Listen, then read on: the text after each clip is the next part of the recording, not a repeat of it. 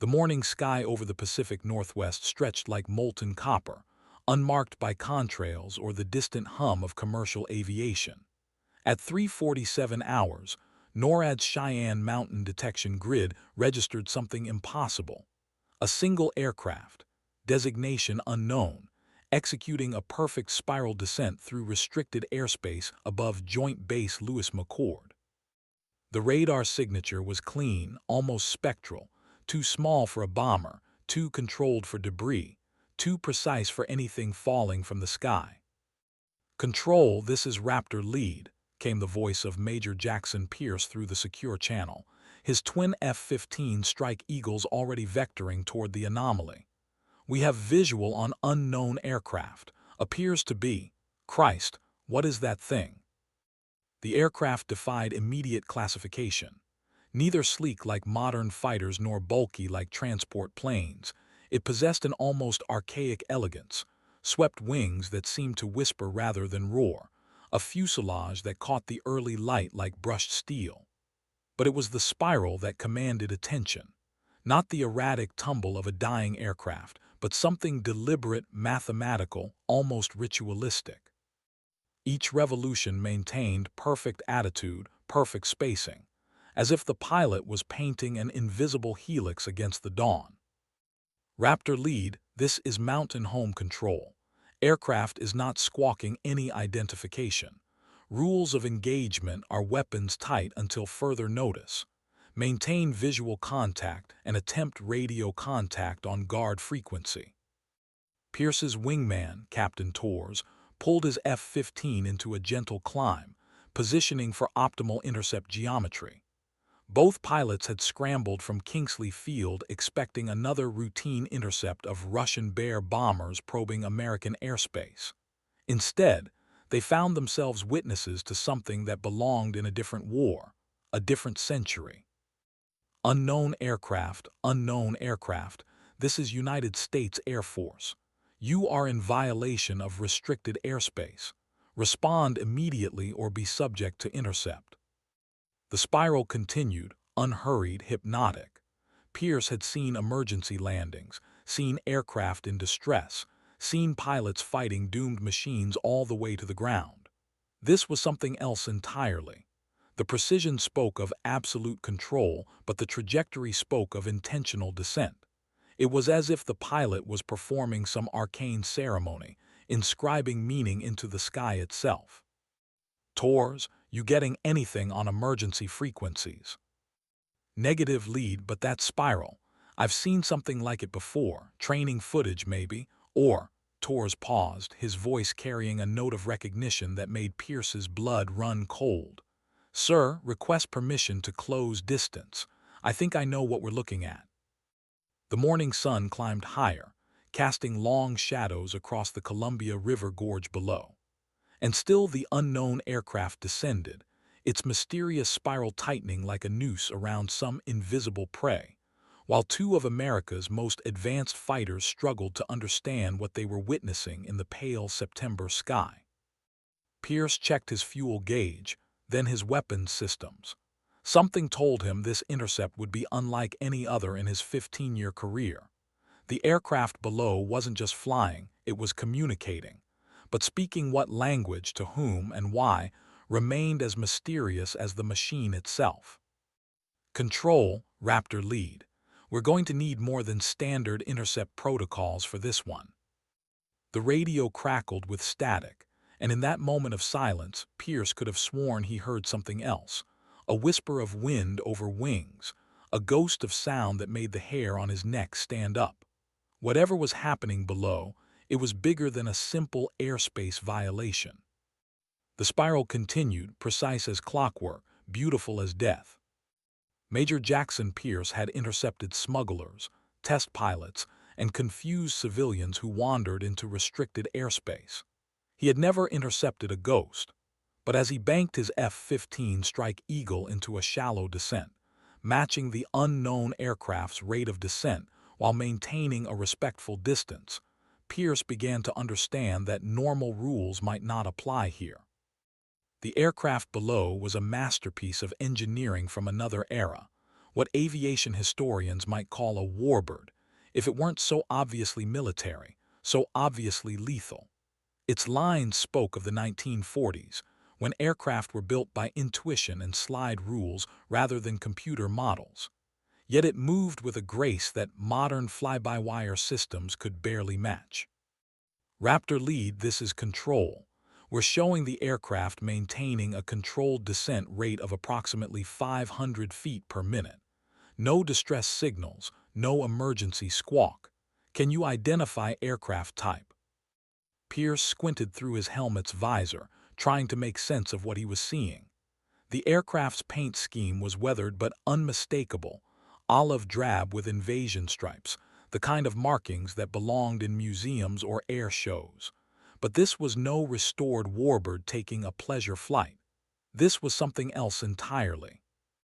Control aircraft appears to be World War II vintage, possibly a P-51 Mustang, but the configuration is unusual. Wingman, you getting a better look. Torres had positioned himself slightly ahead and to the right, his F-15's advanced optics providing a clearer view of the mysterious aircraft. What he saw made his breath catch in his throat. Lead, I'm seeing invasion stripes, but the aircraft doesn't match any standard warbird profile. It's like someone took a P-51 and redesigned it for I don't know what. The prop spinner is different, the canopy is modified, and there's something painted on the fuselage I can't make out. The spiral continued, mesmerizing in its precision. Pierce had seen aerial demonstrations, had watched the Thunderbirds and Blue Angels perform their choreographed magic. But this was different. This was personal, intimate, as if the pilot was having a conversation with the sky itself. Unknown aircraft, this is United States Air Force. You are directed to level off and proceed to runway 27 at Joint Base Lewis McChord for immediate landing. Acknowledge. Still no response. The aircraft continued its descent, spiral tightening imperceptibly as it approached 8,000 feet. Pierce noticed something else. The engine note was wrong. Not the harsh roar of a Merlin V-12, but something smoother, more refined. As if the aircraft had been rebuilt with modern systems hidden beneath that vintage exterior. Torres, I'm going to close distance. Something's not right about this whole situation. Copy that, lead. I'll maintain overwatch. Pierce nudged his stick forward, closing the gap between his multi-million-dollar fighter and the mysterious aircraft below. As he drew closer, details emerged that made his professional skepticism give way to something approaching awe. The aircraft was immaculate, every rivet and panel line perfect. The paint, though aged, showed the kind of care that spoke of deep love for the machine. But it was the pilot that captured his attention. Through the modified canopy, he could see a figure in what appeared to be period-correct flight gear, leather jacket, silk scarf, the kind of romanticism that died with the greatest generation. Yet the posture was wrong, too relaxed for someone in distress, too purposeful for someone who had simply lost their way. Control, I'm getting a visual on the pilot, appears to be. This is going to sound crazy, but it looks like someone in World War II flight gear. The radio crackled with confusion from the control center. Pierce didn't blame them. He was having trouble believing his own eyes. Pierce held his F-15 in a gentle orbit around the descending aircraft, trying to process what he was witnessing. The pilot below moved with the fluid confidence of someone completely at home in the cockpit, hands moving across instruments with the kind of muscle memory that came from thousands of hours of flight time. This wasn't someone in distress. This was someone performing. Raptor lead, we're vectoring additional aircraft to your position. ETA 15 minutes. Maintain visual contact, but do not engage unless directly threatened. The additional aircraft would be more F-15s, possibly F-16s from the 142nd Fighter Wing. Pierce understood the caution. An unidentified aircraft in restricted airspace was always a potential threat, regardless of how benign it appeared. But everything about this situation screamed that conventional thinking wouldn't apply. Tours, you notice anything about the spiral pattern, the geometry? His wingman was quiet for a moment, clearly studying the aircraft's flight path. Sir, it's not random. The spacing between each revolution is exactly consistent. It's like a signature. A signature. The word hung in the air between them, carrying implications that Pierce wasn't ready to confront. In the aviation world, certain maneuvers became associated with specific pilots, specific units, specific legends. The Thatch weave, the Immelman turn, the Chandelle, all named for the pilots who perfected them. Unknown aircraft, this is your final warning. Respond immediately or face intercept by armed fighters. Still nothing. The aircraft continued its descent, now passing through 6,000 feet. Pierce could see the Columbia River below, serpentine and silver in the morning light. Wherever this pilot was going, they were running out of altitude to get there. Lead, I'm getting something on the emergency frequency. Very faint.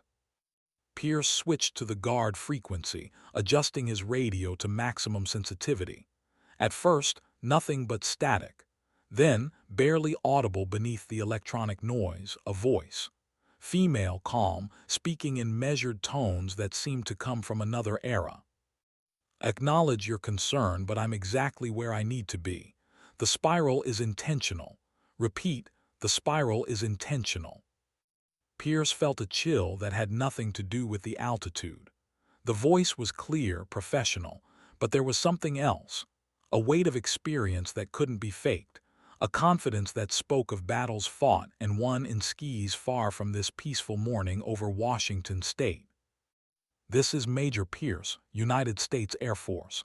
Identify yourself immediately. A pause, then, hello, Major, call sign Revenant. I'm afraid I don't have time for a full briefing, but I need you to understand something. This spiral isn't random, it's code. Code.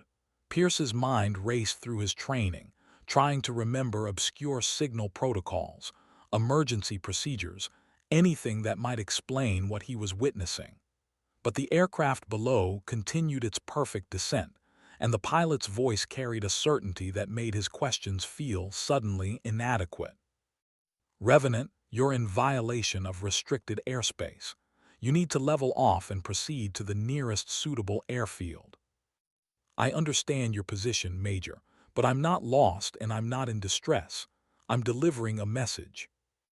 The morning sun climbed higher, and Pierce found himself caught between duty and curiosity, between the known world of regulations and procedures, and something that defied everything he thought he understood about flying. The aircraft below continued its spiral, beautiful and terrible, while two F-15s circled like mechanical angels, unsure whether they were witnessing an invasion or a miracle. The voice of Revenant crackled through the radio again, clearer now, as if the pilot had adjusted something in the cockpit. Major Pierce, I need you to listen carefully. This spiral, what your wingman called a signature, has a name. It's called the Valkyrie Code. Pierce felt his blood run cold. The Valkyrie Code.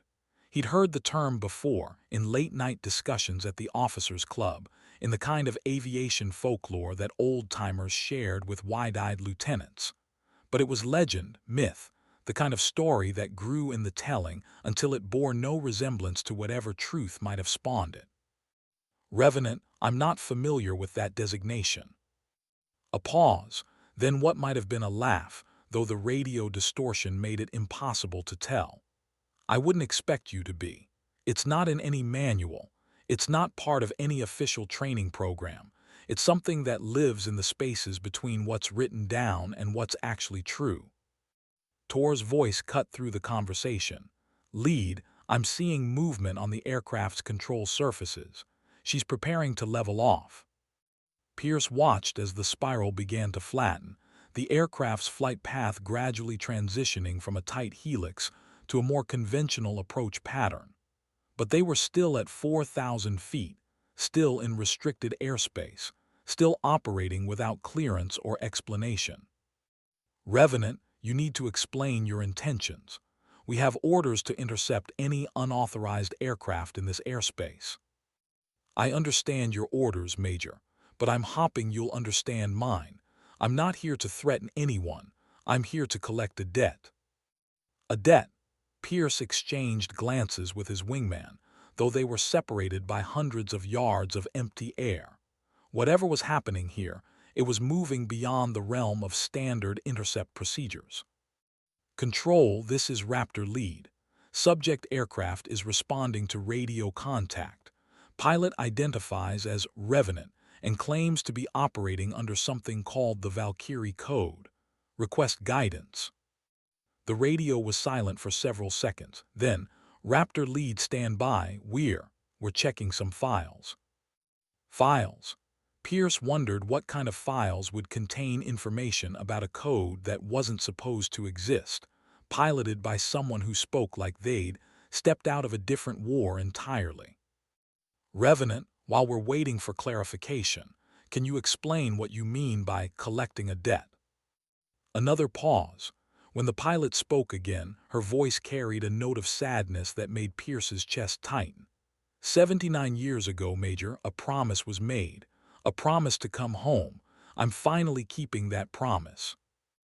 The morning sky stretched endlessly above them, and Pierce found himself wondering if he was losing his mind. Because unless he was very much mistaken, he was listening to a ghost explain why she was late for a date with history. The aircraft below continued its descent, no longer spiraling but still heading toward restricted airspace with the kind of determination that suggested no amount of radio chatter would divert it from its chosen path. Pierce felt the weight of decision pressing down on him. He had weapons, he had orders, and he had an unidentified aircraft that refused to comply with standard intercept procedures. But he also had a voice that spoke of promises and debts, of codes that existed in the shadows of official history. Revenant, I need you to understand something. I have orders to use force if necessary to protect this airspace. I understand, Major, but I need you to understand something too. I'm not your enemy, I never was. The radio crackled with static, and in that moment of electronic silence, Pierce made a decision that would follow him for the rest of his career. Instead of demanding immediate compliance, instead of following the script that had been drilled into him through years of training, he asked a different question. Revenant, who are you? The response came immediately, as if the pilot had been waiting for someone to ask. My name is Alexandra Constantin, Lieutenant, Army Air Forces. Serial number 18247-719. I've been missing in action for 79 years, 3 months, and 16 days, and I'm finally coming home. Pierce felt the world tilt around him. Missing in action. For 79 years. The math was impossible, the situation was impossible, but the voice on the radio carried a conviction that made his rational mind stumble. Alexandra Constantin, he repeated, testing the name on his tongue. That's not possible. I know how it sounds, Major, but I'm asking you to trust me, just for a few more minutes. Let me finish what I started. The aircraft below had leveled off at 2,000 feet, heading directly toward Joint Base Lewis McChord. Pierce could see the runway lights in the distance, could see the emergency vehicles that were undoubtedly scrambling to respond to whatever was about to happen. Control, this is Raptor lead. I need information on Lieutenant Alexandra Constantin, Army Air Forces, serial number 18247-719. Possible MIA from World War II. The radio was silent for a long moment. Then, Raptor lead, that's classified. How did you get that name? Classified. Pierce felt his world shift again. Because if the name was classified, it meant the military had files on Alexandra Constantin. It meant she had existed, at least on paper. The pilot just identified herself, Control. She's claiming to be missing in action for 79 years. Another pause. Then a different voice, older, carrying the weight of authority that made Pierce unconsciously straighten in his seat. Major Pierce, this is Colonel Morrison, Base Commander. I'm ordering you to escort that aircraft to runway 27. Do not engage unless directly threatened. And Major, whatever you hear in the next few minutes, whatever you see, it doesn't leave this channel. Do you understand? Pierce felt a chill that had nothing to do with the altitude. Copy that, sir, but I need to know what I'm dealing with here. Major, you're dealing with the most classified aviation incident in American military history. And if that pilot is who she claims to be, then we've all just witnessed something that was never supposed to happen. The aircraft below continued its approach to the runway, and Pierce found himself escorting a ghost toward a landing that would either prove the impossible or reveal the most elaborate hoax in aviation history. Either way, his morning had just become significantly more complicated. The morning air was crisp and still as Pierce watched the mysterious aircraft line up for its final approach to runway 27. From his position at 3,000 feet, he could see the emergency vehicles already positioned along the runway, fire trucks, ambulances, and what appeared to be several black SUVs that definitely weren't part of the standard crash response protocol. Revenant, you're cleared for landing runway 27. Emergency vehicles are standing by. Alexandra Constantine's voice crackled through the radio, steady and professional. Copy that, Major, and thank you. I know this isn't easy for you. Pierce watched as the aircraft touched down with the kind of precision that spoke of thousands of hours of experience. The landing was perfect. No bounce, no drift, just a smooth transition from flight to ground roll that would have made an airline pilot envious. Control, subject aircraft is on deck. Repeat, subject aircraft has landed safely. Copy, Raptor lead. Return to base immediately. You're directed to report to the base commander's office for debriefing. As Pierce began his climb back to altitude, he couldn't resist one last look at the aircraft below. It had rolled to a stop near the middle of the runway, and he could see figures emerging from the black SUVs, moving with the purposeful urgency of people who had been planning for this moment for a very long time. The aircraft sat motionless on the tarmac, its propeller slowly spinning to a stop. Even from altitude, Pierce could see that it was beautiful, a work of art as much as a machine, crafted with the kind of attention to detail that belonged to a different era of aviation. Tors, you getting a good look at this? Yes, sir, and sir, I've been thinking about what she said, about the Valkyrie code. I think I remember where I heard it before. Pierce was all ears. Where? My grandfather. He was a crew chief during the war. He used to tell stories about a woman pilot who could make her plane do things that defied physics. Said she had a special signal, a way of identifying herself to friendly forces. Called it the Valkyrie code. A special signal. Pierce thought about the perfect spiral, the mathematical precision of the descent pattern. If it was a code, it was unlike anything in the modern military arsenal. What happened to her, the pilot your grandfather talked about? She disappeared, shot down over Germany supposedly, but her plane was never found. Neither was her body. Pierce felt a chill that had nothing to do with the thin air at altitude. When? March 1944, 79 years ago.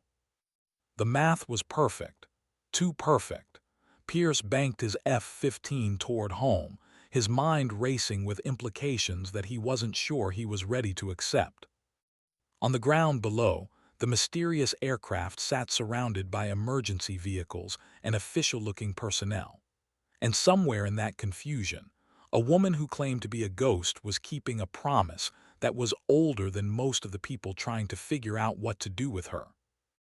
Pierce had escorted many aircraft during his career. He had never escorted a legend home from the dead.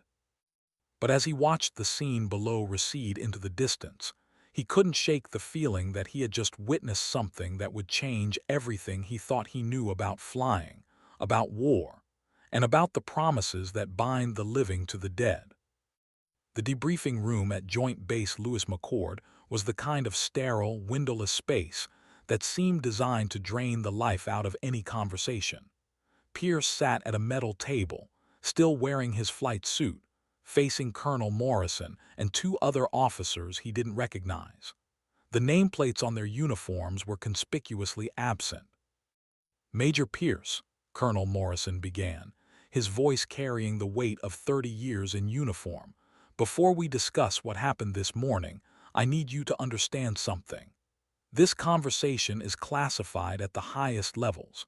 What you witnessed today touches on matters of national security that go back to the Second World War." Pierce nodded, though his mind was still spinning with questions. "Sir, I need to know what I was dealing with up there. That pilot, Alexandra Constantin," she spoke like someone who had actually lived through the war. "The aircraft she was flying. It wasn't just a restored warbird. It was something else entirely." One of the unnamed officers leaned forward. "Major, how familiar are you with the Women Air Force Service Pilots program?" "WASP, I know the basics. Women pilots who flew domestic missions during the war, ferrying aircraft, testing planes, training male pilots. They weren't officially military, but they served with distinction." "That's the public history," the officer continued. "But there were aspects of the WASP program that were classified then and remain classified now. Certain pilots were selected for special assignments." Pierce felt the room temperature drop several degrees. "What kind of special assignments?" Colonel Morrison exchanged glances with the other officers before answering. "Major, what I'm about to tell you is known to fewer than a dozen people in the entire Department of Defense. In 1943, the Army Air Forces initiated a program called Operation Valkyrie. It was designed to train female pilots for deep penetration reconnaissance missions behind enemy lines." "Deep penetration reconnaissance," Pierce repeated slowly, "in single-engine aircraft." "Modified single-engine aircraft," the unnamed officer corrected. "The P-51 Mustang was chosen as the base platform, but each aircraft was extensively modified with experimental technology. Extended-range fuel systems, advanced navigation equipment, and communication systems that were years ahead of their time." Pierce was beginning to understand, and Alexandra Constantin was one of these pilots. "She was the best," Morrison said simply. 5 successful missions into occupied Europe. She photographed V-2 rocket sites, mapped coastal defenses, and provided intelligence that saved thousands of Allied lives. But on her 6th mission, she disappeared. Over the Ruhr Valley, March 15, 1944. Her last radio transmission was the Valkyrie code, a specific aerobatic sequence that identified her as a friendly aircraft to any Allied forces that might encounter her.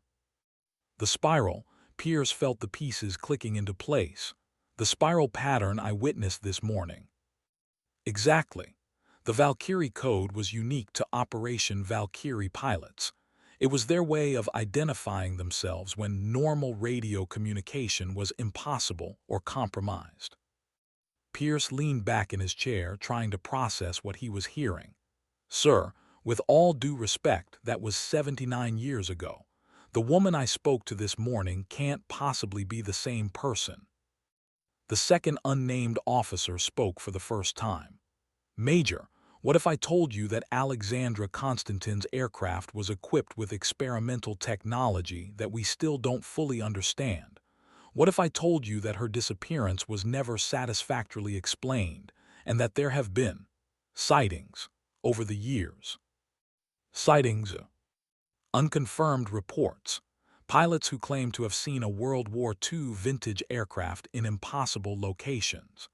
Air traffic controllers who picked up radio chatter in languages that hadn't been used since the 1940s.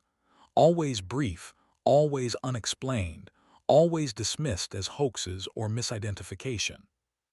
Pierce felt his worldview cracking around the edges.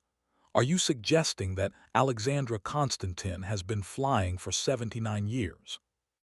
"I'm suggesting that there are things about that program, about those aircraft, that we never fully understood. And I'm suggesting that the woman who landed on our runway this morning has answers to questions we've been asking since 1944. The room fell silent. Pierce stared at the table, trying to reconcile what he was hearing with everything he thought he knew about reality. "Where is she now?" "Being debriefed by specialists," Morrison said. "People who understand the classified aspects of her service record. But Major, I need you to understand something. This incident never happened. The aircraft you escorted this morning was never here. The pilot you spoke to doesn't exist in any official capacity." Pierce looked up sharply. "Sir, I can't just pretend." "You can and you will," Morrison interrupted. "Because the alternative is to explain to the American public that we've been keeping secrets about experimental aircraft and missing pilots for 8 decades. And that, Major, is a conversation that would compromise national security in ways you can't imagine." Pierce sat in silence, understanding that he was being asked to carry a burden that would follow him for the rest of his career. But he also understood that some secrets were bigger than any individual's need to know the truth. "What happens to her now?" "That depends on what our specialists learn from her debriefing. But Major, I want you to know that what you did today, choosing to trust rather than engage, probably saved lives. Alexandra Constantine is not our enemy. She never was." Pierce nodded slowly, feeling the weight of the morning's events settling on his shoulders like a lead blanket. He had woken up expecting a routine scramble. Instead, he had escorted a ghost home from the longest mission in aviation history. The morning sun was climbing higher, casting long shadows across the airfield where Alexandra Constantine's aircraft sat surrounded by specialists and security personnel. Somewhere in that controlled chaos, a woman who had been missing for 79 years was finally telling her story. Pierce wondered if he would ever learn the rest of it. But as he left the debriefing room, he carried with him the memory of a voice that spoke of promises and debts, of codes that existed in the shadows between what was written and what was true. And somewhere in the back of his mind, he carried the certainty that the world was a stranger place than he had ever imagined, and that the sky held secrets that would challenge everything he thought he knew about the limits of human endurance and the power of an unbreakable promise. The flight back to Kingsley Field was quiet, the kind of thoughtful silence that followed encounters with the inexplicable. Pierce flew his F-15 through the morning sky, his mind cycling through the events of the past few hours, trying to find a framework that would make sense of what he had witnessed. Torres flew alongside him, maintaining radio silence by unspoken agreement. Both pilots understood that they had become part of something larger than themselves, something that connected them to the long chain of aviators who had taken to the sky in defense of their country. "Lead, this is Torres. I've been thinking about what we saw today." Pierce keyed his radio. "Go ahead." "My grandfather always said that some promises are bigger than death.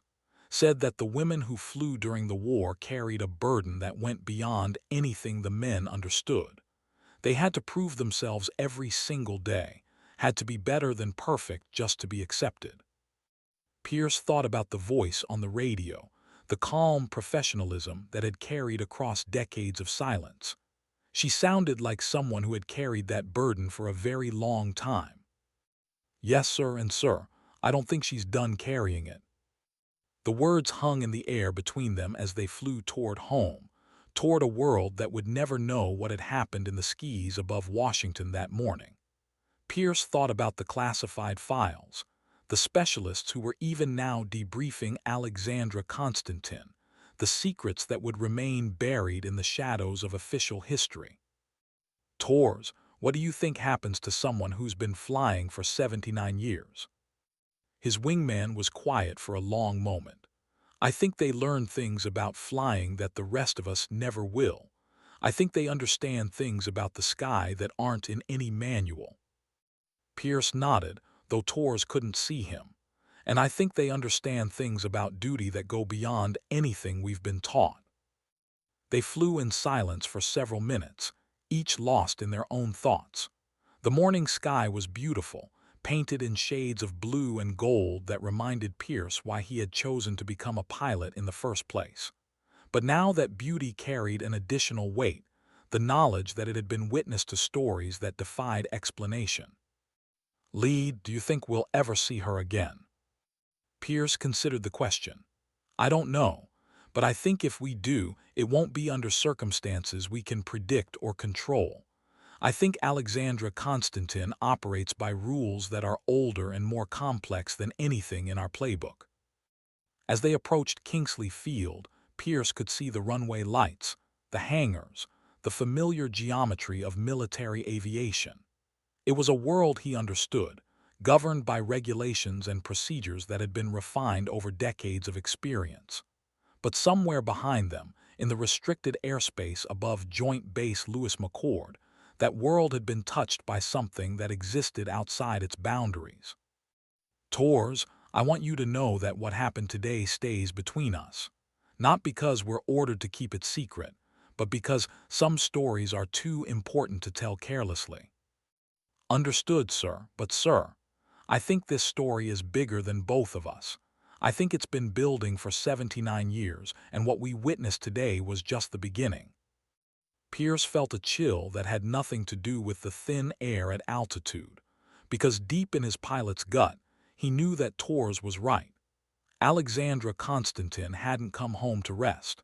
She had come home to finish something that had started in the darkest days of the Second World War.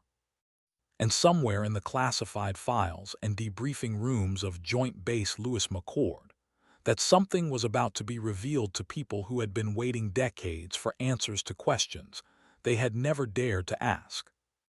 The two F-15s touched down at Kingsley Field with the kind of precision that spoke of thousands of hours of training and experience. But as Pierce taxied toward the hangar, he carried with him the knowledge that all of his training, all of his experience, had prepared him for everything except the possibility that legends could come home. The sun climbed higher, casting shadows that grew shorter with each passing minute. And somewhere in those shadows, the story of Alexandra Constantine continued to unfold, patient and inexorable as the turning of the earth itself. The hangar at Kingsley Field was filled with the usual post-flight activity, crew chiefs checking systems, pilots filing reports, the comfortable routine of military aviation. But Pierce found himself moving through the familiar motions with a sense of detachment, as if he were watching someone else's life unfold. He completed his post-flight inspection mechanically, his mind still processing the morning's events. The F-15 that had carried him through the encounter with Alexandra Constantine looked exactly the same as it had 3 hours earlier, but Pierce felt fundamentally changed by what he had witnessed. "Major Pierce," a voice interrupted his thoughts. He turned to see Chief Master Sergeant Williams, the senior non-commissioned officer who ran the hangar with the kind of quiet competence that made the entire operation function. "Yes, Chief. I just wanted to say that whatever happened up there today, whatever you saw or heard, you handled it like a professional. The old-timers who have been around this business for a while, we know that sometimes the sky shows you things that don't fit in the official reports." Pierce studied the older man's face, seeing decades of experience etched in the lines around his eyes. "Chief, have you ever heard of something called the Valkyrie Code?" Williams was quiet for a long moment, his weathered hands continuing to work on the aircraft maintenance log. "I've heard stories. My father flew B-17s during the war. He used to talk about pilots who could make their planes do impossible things. Said there were women who flew missions that never appeared in any official records." "What kind of missions?" "The kind that required flying alone, deep behind enemy lines, with nothing but skill and courage to bring them home. My father said they were the best pilots he'd ever seen, but they were never officially recognized because their missions were too classified, too dangerous, too politically sensitive." Pierce felt the pieces of the puzzle shifting in his mind. "And the Valkyrie Code?" a way of identifying themselves to friendly forces when radio communication was impossible or compromised. A specific aerobatic sequence that was unique to those pilots. My father said he saw it once, over the English Channel in 1944. Said it was the most beautiful thing he'd ever seen in the sky. The most beautiful thing he'd ever seen in the sky. Pierce thought about the perfect spiral, the mathematical precision of the descent pattern he had witnessed that morning. Beautiful and terrible, ancient and immediate. Chief, what happened to those pilots? Williams closed the maintenance log and looked directly at Pierce. Some of them came home, some of them didn't, but Major, the ones who didn't come home, they never stopped trying. That's what my father always said. They never stopped trying to complete their missions, to keep their promises, to honor their commitments. Pierce felt a chill that ran deeper than the morning air, even after the war was over. Especially after the war was over, because for them, the war was never really over. It was just paused, waiting for the right moment to resume. The hangar fell silent except for the distant sound of aircraft engines and the muted conversations of other pilots and crew. Pierce stood in that silence, understanding that he had become part of a story that was much larger than a single morning's intercept mission. Chief, do you think we'll ever know the whole truth about what happened during the war? About the missions that were never officially recorded? William smiled, but it was a sad smile, weighted with the knowledge of secrets that would die with the men who carried them. Major, I think the truth is too big for any one person to know. But I think sometimes, if we're lucky, we get to witness a small part of it. And I think that's enough. Pierce nodded slowly, understanding that he had been privileged to witness something that few people would ever see. He had been present for the homecoming of a legend, the completion of a mission that had taken 79 years to finish. As he walked away from the hangar, Pierce carried with him the memory of a voice that spoke of promises and debts, of codes that existed in the shadows between the official history and the truth that lived in the hearts of those who had served. The afternoon sun cast long shadows across the Columbia River, and somewhere in those shadows, Alexandra Constantine was telling her story to people who had been waiting 79 years to hear it. Pierce wondered what secrets she carried, what truths she had witnessed in the lonely years since her disappearance over the Ruhr Valley. But more than anything, he wondered if her mission was truly complete, or if the morning's events were simply the beginning of something that would reshape everything the military thought it knew about the limits of human endurance and the power of an unbreakable promise. The secure briefing room at Joint Base Lewis McChord was unlike any space Alexandra Constantine had seen in her 79 years of flying. Banks of computers hummed quietly along the walls, their screens displaying flight data, satellite imagery, and communications intercepts that would have seemed like magic to the Army Air Forces of 1944.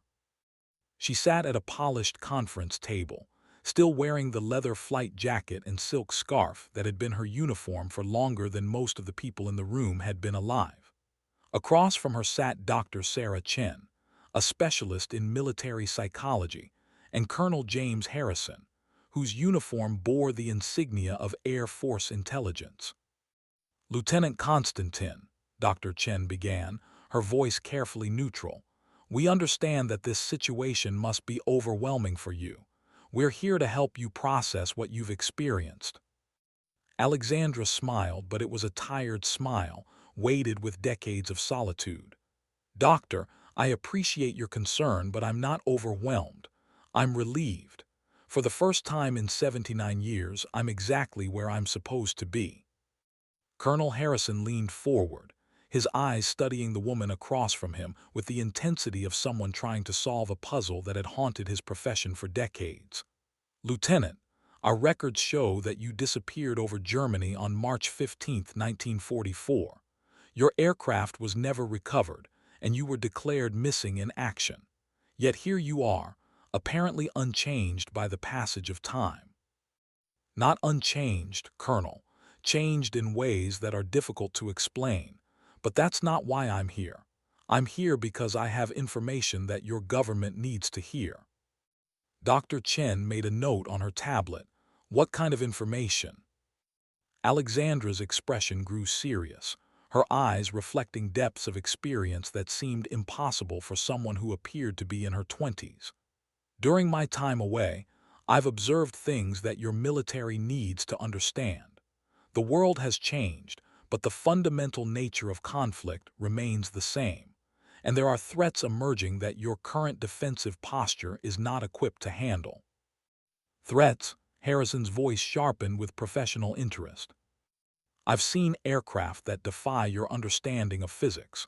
I've witnessed technologies that make your most advanced fighters look like museum pieces. And I've identified weaknesses in your defensive networks that could be exploited by enemies you don't even know exist. The room fell silent.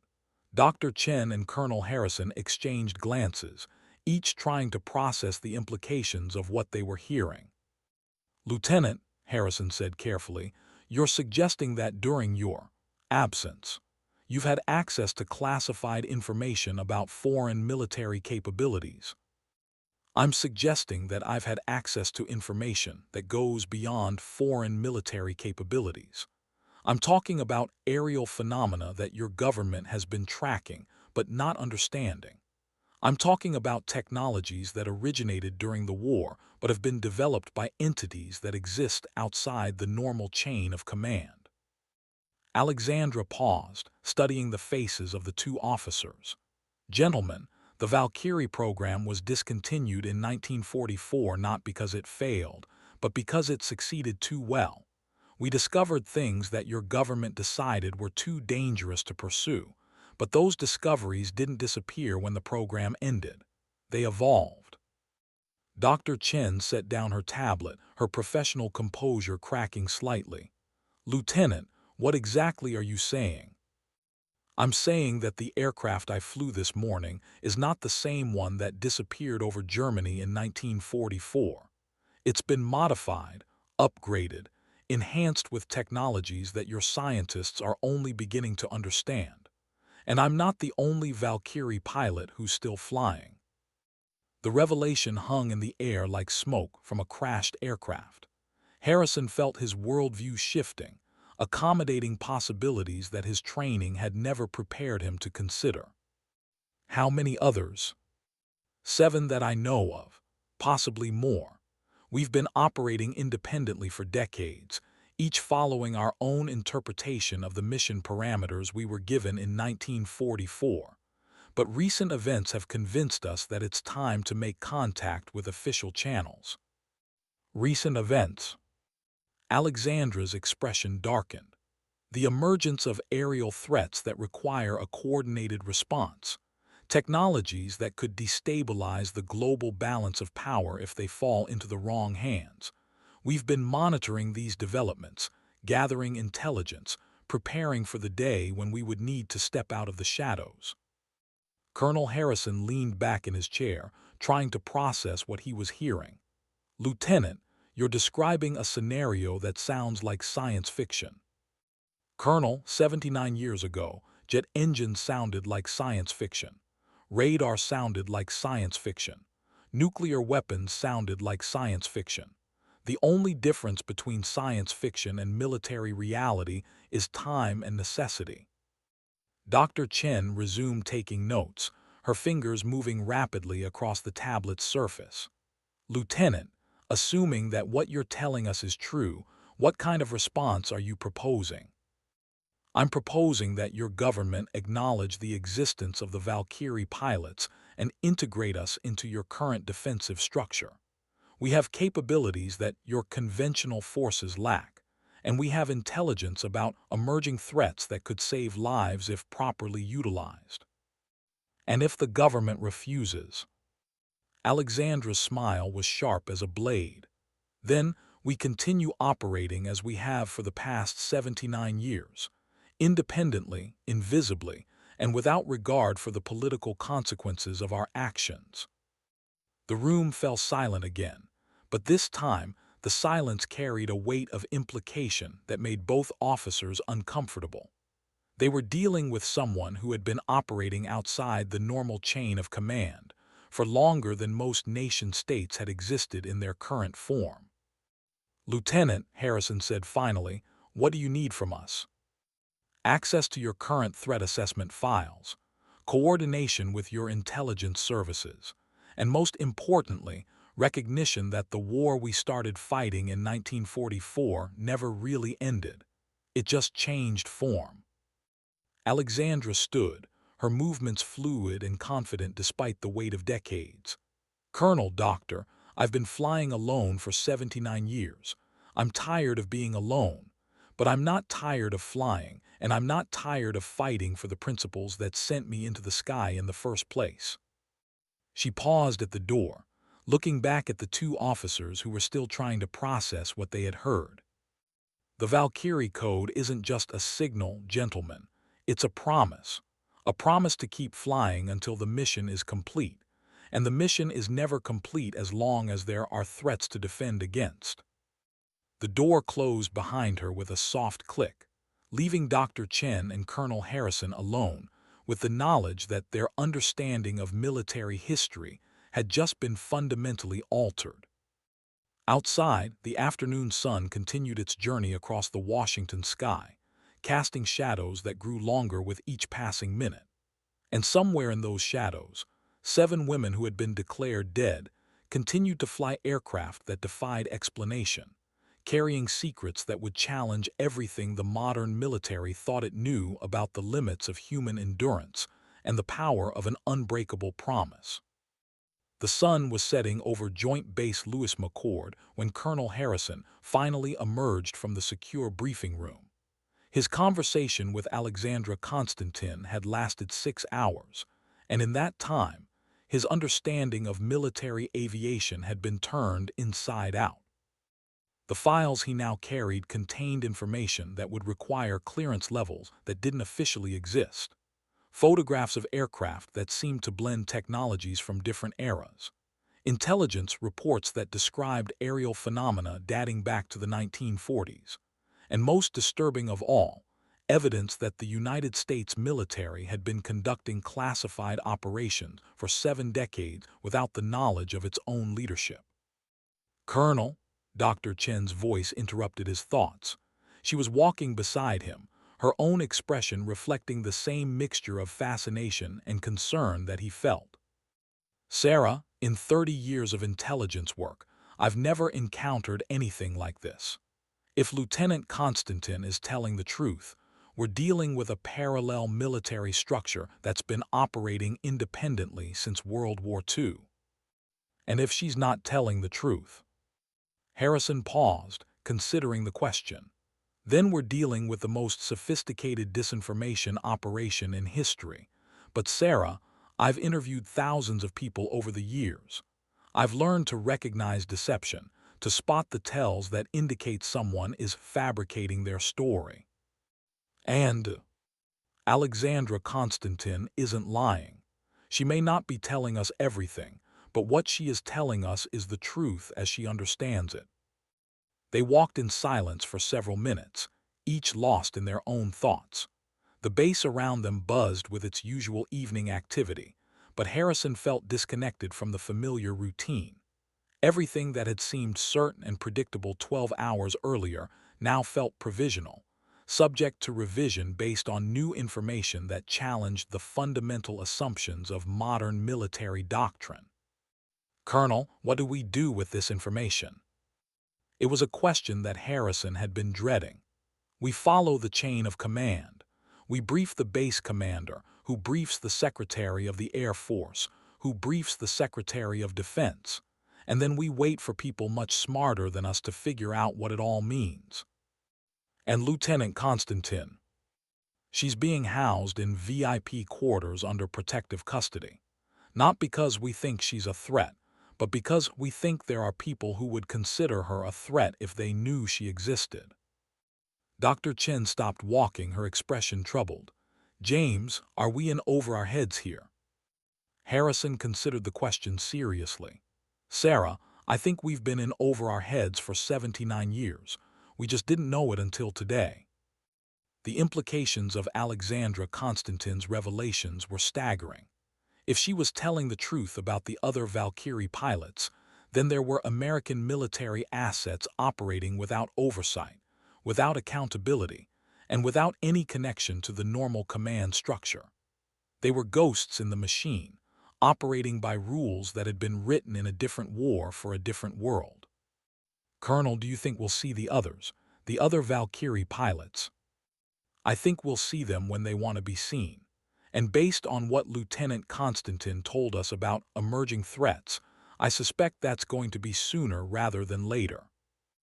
As they approached the administrative building, Harrison's phone buzzed with an encrypted message from the base commander. The message was brief but unambiguous. Secure all materials related to this morning's incident. Briefing with Pentagon representatives scheduled for 800 tomorrow. The Pentagon was taking notice. That meant that Alexandra Constantine's story was being taken seriously at the highest levels of government.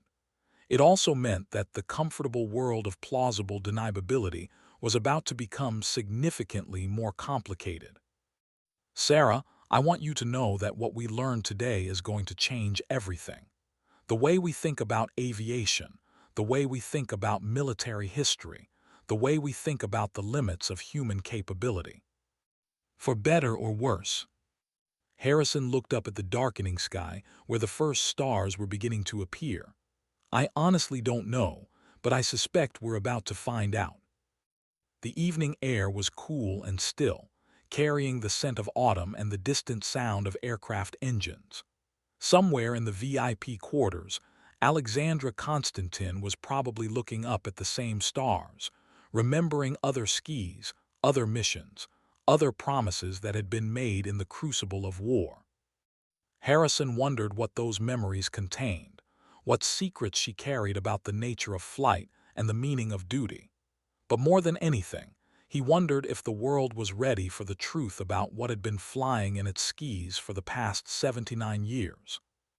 As he walked toward his office, Harrison carried with him the weight of knowledge that would reshape everything he thought he knew about the hidden history of American military aviation. And somewhere in the shadows of that knowledge, 7 women continued to fly aircraft that shouldn't exist, carrying out missions that had never officially been assigned, bound by promises that were older and stronger than any official chain of command. The night settled over Joint Base Lewis McChord like a blanket, but Harrison knew that for him, and for many others, sleep would be a long time coming. The Pentagon briefing room was a study in controlled tension. General Patricia Morrison, chairman of the Joint Chiefs of Staff, sat at the head of a polished table surrounded by representatives from every major intelligence agency in the United States. The morning light filtering through the windows seemed muted, as if even the sun was hesitant to fully illuminate what was about to be discussed.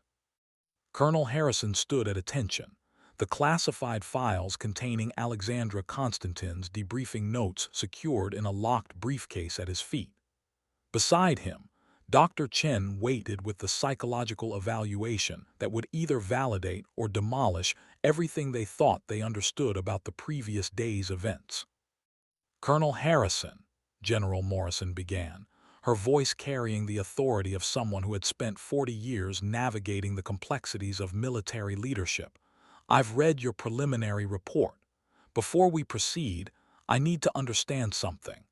Are you absolutely certain that the woman you debriefed yesterday is who she claims to be?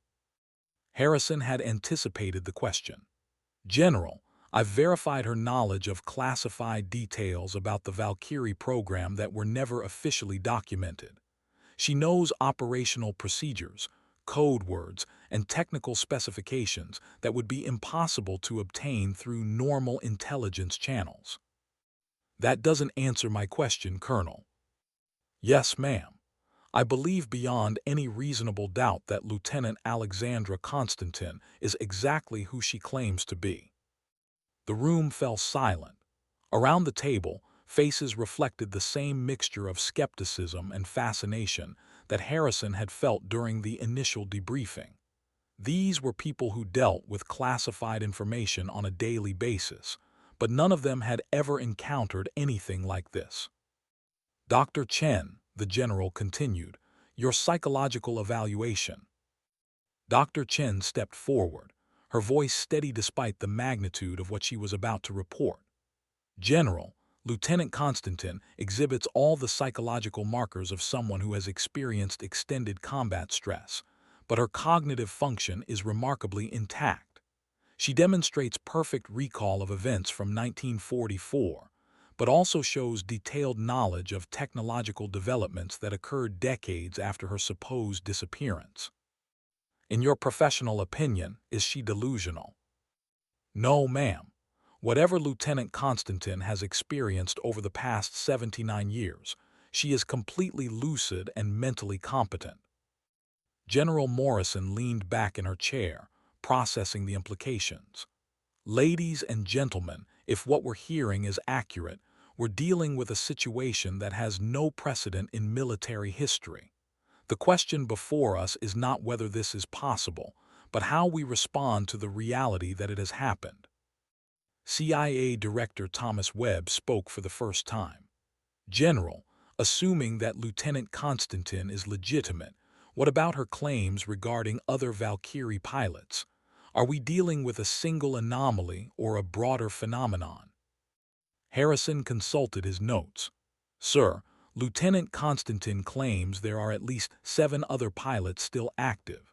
She's provided call signs and partial operational histories for each of them. We're currently attempting to verify this information through historical records. And her claims about emerging aerial threats. That's where things become particularly concerning, sir. She's described aircraft and technologies that match unidentified aerial phenomena that we've been tracking, but unable to explain. She claims these technologies represent a clear and present danger to national security. The Director of National Intelligence, Margaret Foster, leaned forward. Colonel, did Lieutenant Constantin indicate who or what is behind these technologies? She was deliberately vague on that point, ma'am. But she implied that the technologies originated from research conducted during World War II, possibly by parties that were not bound by the same ethical constraints as Allied forces. The implications hung in the air like smoke from a burning aircraft. If Alexandra Constantin was telling the truth, then the United States was facing threats that originated from technologies that were nearly 8 decades old but had been developed in isolation, without oversight, and possibly by entities that operated outside the normal framework of international law. General, Webb said slowly, what's our next step? General Morrison stood, her decision made. We treat this as a potential national security issue of the highest priority. Colonel Harrison, I want you to establish a secure communication channel with Lieutenant Constantin.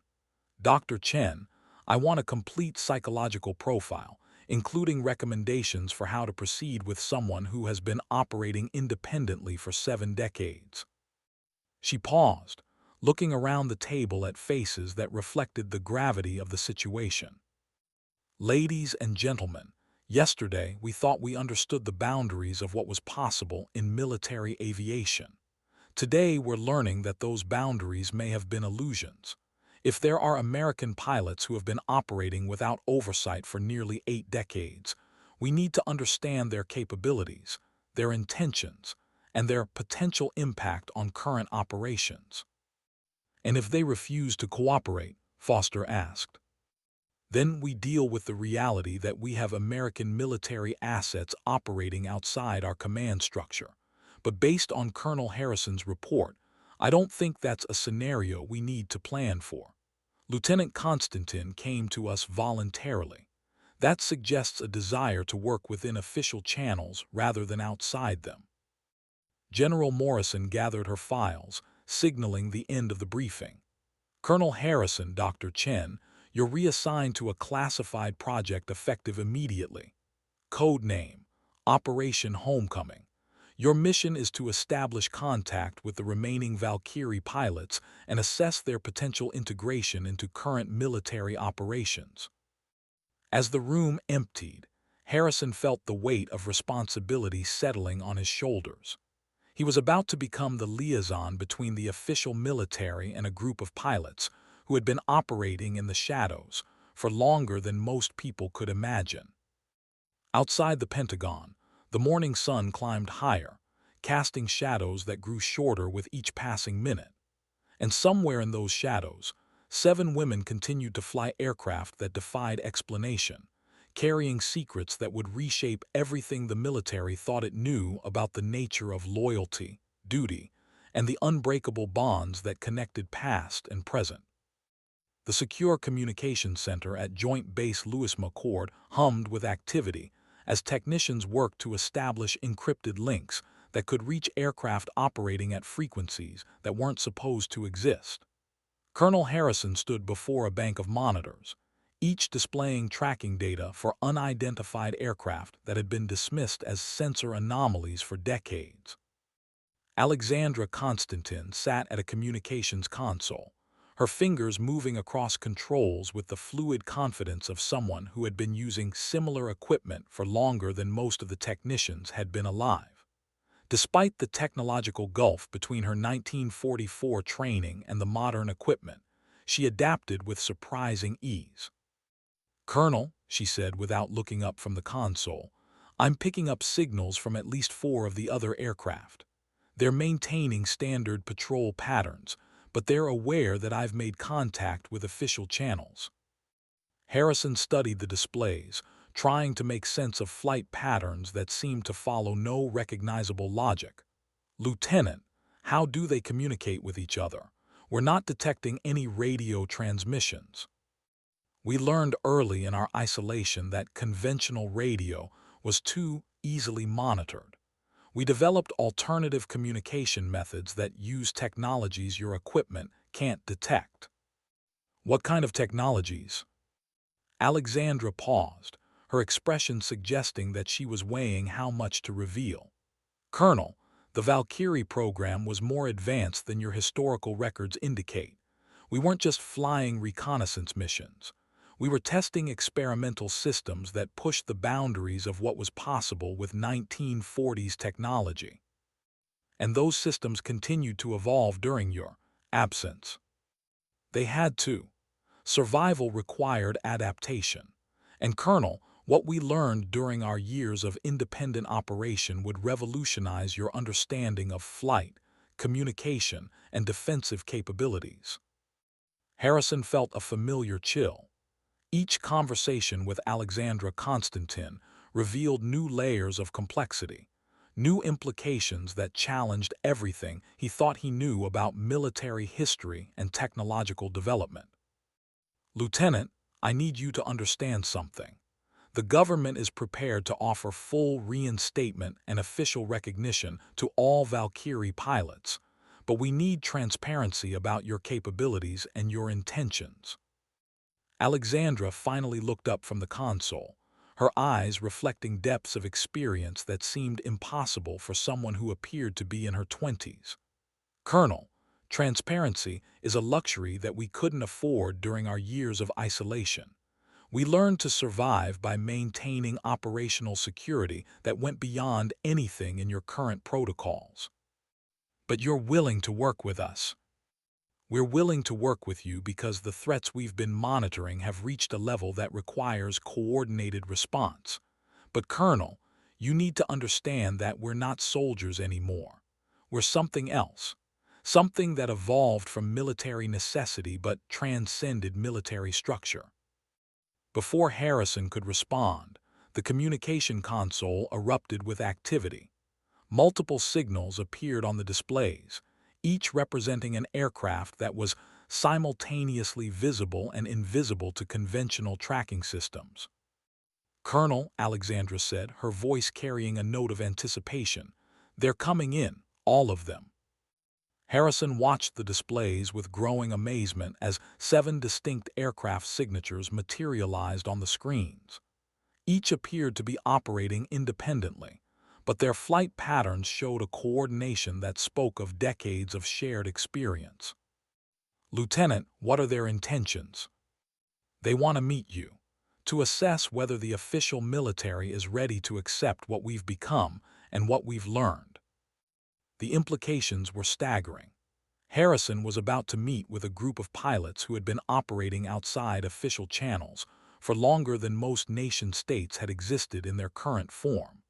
They represented technologies that could revolutionize military aviation, but they also represented a challenge to every assumption about command structure and operational authority. When and where? Alexandra smiled, but it was a complex smile that carried both hope and wariness. Here, now, they've been waiting for this moment for 79 years. As if summoned by her words, the communication console began receiving transmissions on frequencies that shouldn't have been possible. Voices emerged from the static, each carrying the distinctive cadence of professional pilots, but with an undertone that spoke of experiences beyond normal human endurance.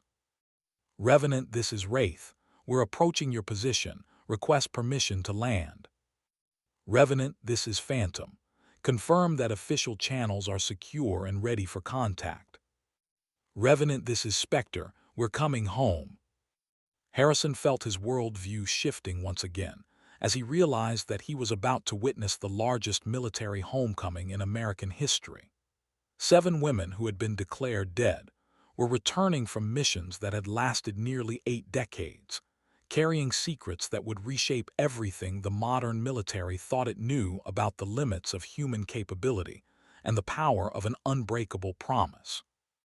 Outside, the afternoon sky began to fill with aircraft that defied easy categorization, each one a masterpiece of engineering that blended technologies from different eras into something entirely new. And in the communications center, Colonel Harrison prepared to meet with legends who had stepped out of the shadows to rejoin a war that had never really ended. The first aircraft to land was a sight that made Harrison question everything he thought he knew about aviation history. It appeared to be based on a P-38 Lightning, but the twin booms had been extended and modified with technology that seemed decades ahead of its time. The landing was perfect, executed with the kind of precision that spoke of thousands of hours of experience in conditions that most pilots would never survive. The pilot who emerged from the cockpit moved with the fluid confidence of someone completely at home in the air. She appeared to be in her 20s, but her eyes carried the weight of decades. The leather flight jacket she wore was weathered but immaculate, and the insignia on her collar identified her as Captain Rachel Wraith Morrison. "Colonel Harrison," Alexandra said as they watched from the control tower, "may I present Captain Morrison? She's been flying reconnaissance missions over the Arctic for the past 30 years, monitoring activities that your satellites can't detect." The Arctic. Harrison felt another piece of the puzzle click into place. The military had been tracking unidentified aircraft in polar regions for decades, but the extreme conditions and limited visibility had made confirmation impossible. How many missions has she flown? More than any pilot in history. But Colonel, numbers don't tell the whole story. Each of these women has developed capabilities that go beyond anything in your current training programs. The second aircraft to land was even more unusual, a heavily modified P-47 Thunderbolt that had been equipped with systems that seemed to defy conventional understanding of aerodynamics. The pilot, Captain Elena Phantom Vasquez, emerged from her aircraft with the same fluid grace that characterized all the Valkyrie pilots. Captain Vasquez has been conducting deep penetration surveillance in regions that your government considers impenetrable, Alexandra explained. She's gathered intelligence on technologies and capabilities that could destabilize global security if they fall into the wrong hands. One by one, the remaining Valkyrie pilots landed their aircraft and joined their colleagues on the tarmac. Each aircraft was unique, modified with technologies that bridged the gap between World War II engineering and capabilities that seemed decades in the future. And each pilot carried herself with the unmistakable bearing of someone who had faced challenges that went beyond normal human experience. "Colonel," Alexandra said as they prepared to meet with the assembled pilots. "I need you to understand something. These women aren't just exceptional pilots. They've become something more than human, something that evolved from military necessity but transcended military structure." "What do you mean?" "We've been flying for 79 years, Colonel. Do you understand what that means? We've experienced things that no human being was meant to experience. We've seen the world change from perspectives that are impossible for ground-based observers. We've developed capabilities that go beyond anything in your current understanding of human potential." Harrison felt a chill that ran deeper than the evening air. "Are you saying that you're no longer human?" Alexandra's smile was enigmatic. "I'm saying that the definition of human has been significantly expanded by our experiences. We're still the women who enlisted in the Army Air Forces in 1943, but we're also something more. Something that was forged in the crucible of extended flight and unlimited horizon." As they walked toward the group of assembled pilots, Harrison tried to prepare himself for a conversation that would challenge every assumption he held about the limits of human capability and the nature of military service. These women had been flying missions for longer than most nation-states had existed in their current form. They had seen the world from perspectives that were impossible for anyone bound to the surface of the earth. "Colonel Harrison," Captain Morrison said as he approached, her voice carrying the distinctive cadence of professional pilots, but with an undertone that spoke of experiences beyond normal human endurance. "We've been waiting a long time for this conversation." "Captain Morrison, I have to say, this situation is unprecedented in military history." "Colonel, unprecedented doesn't begin to describe what we've experienced over the past 79 years. But we're not here to discuss the past. We're here to discuss the future." Captain Vasquez stepped forward, her expression serious. "Colonel, we've been monitoring threats that your conventional intelligence services can't detect. Technologies that could destabilize global security if they're not addressed through coordinated action." "What kind of technologies?" "Aircraft that make your most advanced fighters look like museum pieces. Weapons systems that could neutralize your entire defensive grid in a matter of minutes. And most concerning of all, evidence that these technologies are being deployed by entities that operate outside the normal framework of international law." Harrison felt his blood run cold. "Are you talking about foreign governments?"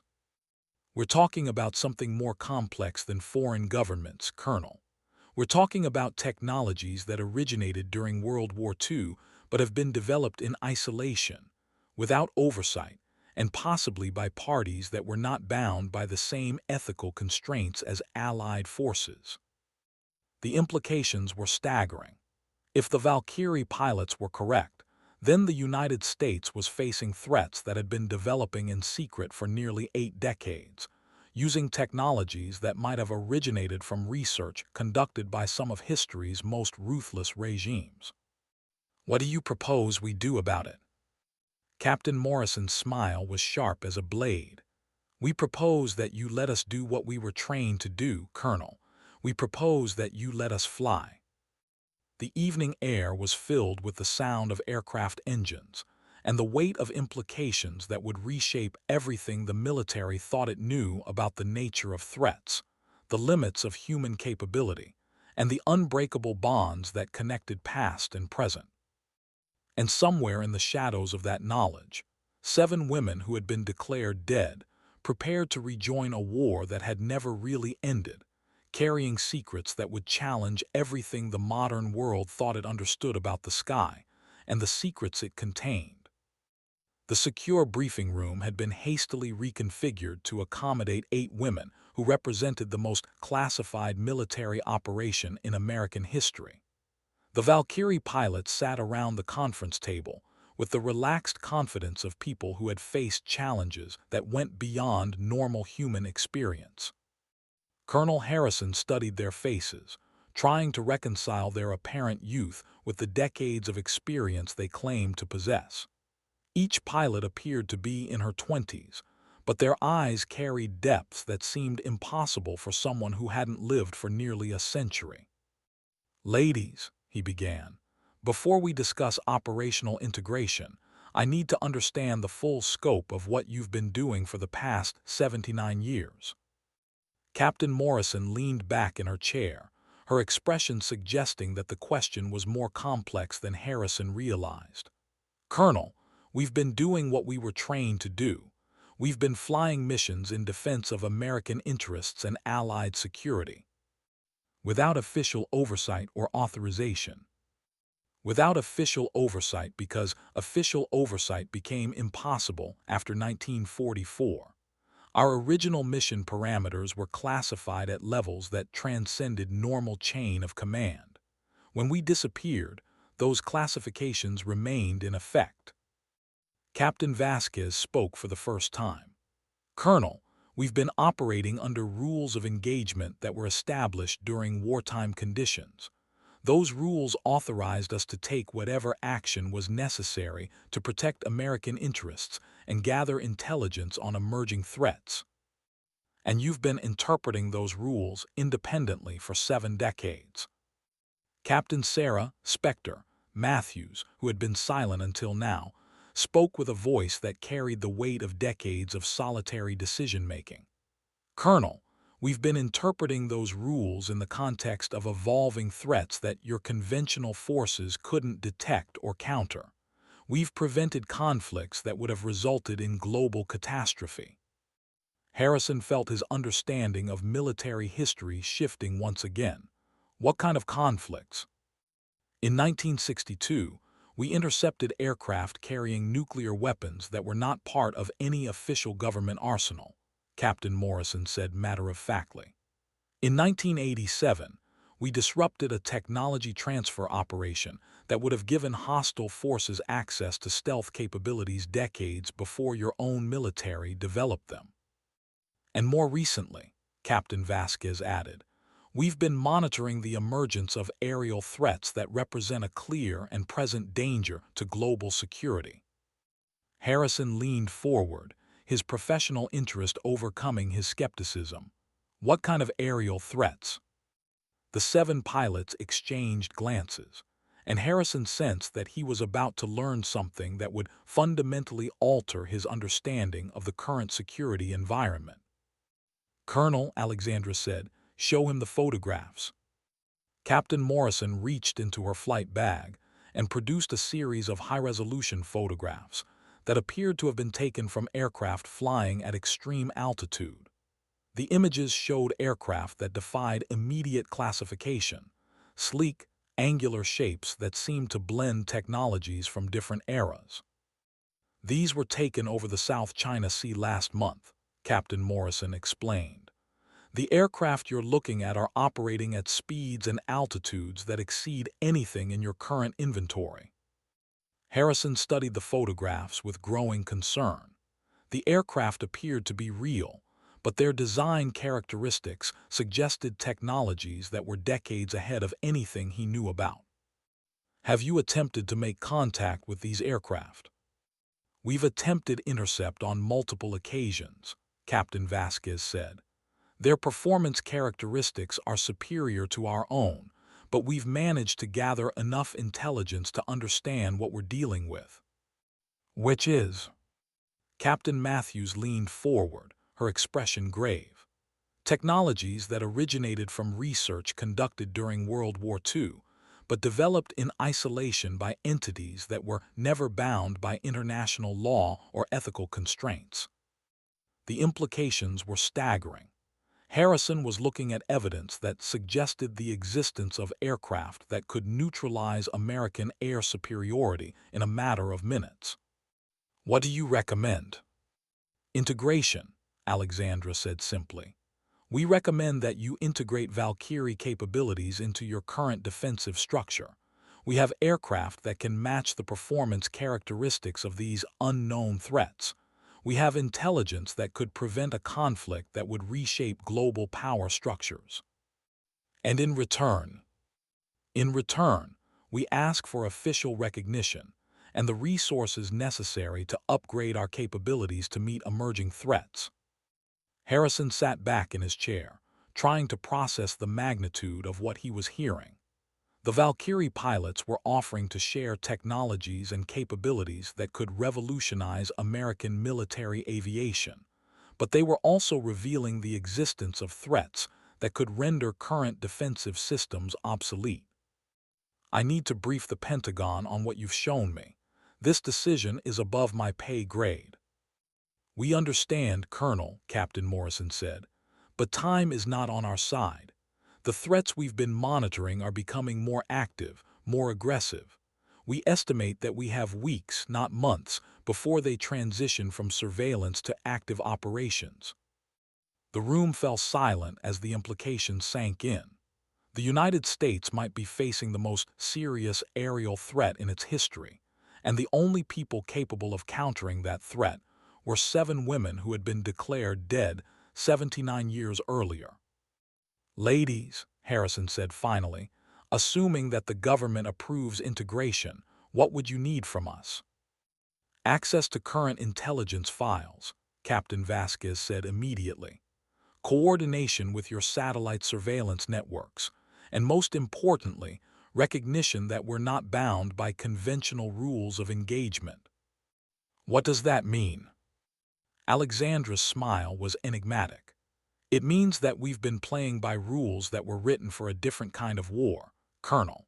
And if the threats we've identified are as serious as we believe, those rules are the only thing that will keep this conflict from escalating beyond anyone's ability to control. Outside, the sun was setting over Joint Base Lewis McChord, casting long shadows across the runway where 7 aircraft sat that represented technologies and capabilities that could reshape the future of military aviation. And inside the briefing room, Colonel Harrison prepared to make a recommendation that would either save American air superiority or reveal that it had been an illusion for the past several decades. The encrypted communication from the Pentagon arrived at 200 hours, marked with classification levels that Harrison had never seen before. The message was brief but unambiguous. Operation Homecoming is approved. Full integration of Valkyrie assets authorized. Prepare for immediate operational deployment. Harrison read the message twice, trying to process the implications. In less than 48 hours, the United States military had decided to officially recognize and integrate assets that had been operating independently for nearly 8 decades. The speed of the decision suggested that the threats identified by the Valkyrie pilots were being taken seriously at the highest levels of government. Colonel, Alexandra's voice interrupted his thoughts. She stood in the doorway of his office, still wearing the leather flight jacket that had become her uniform for longer than most people had been alive. The Pentagon has approved full integration, he said simply.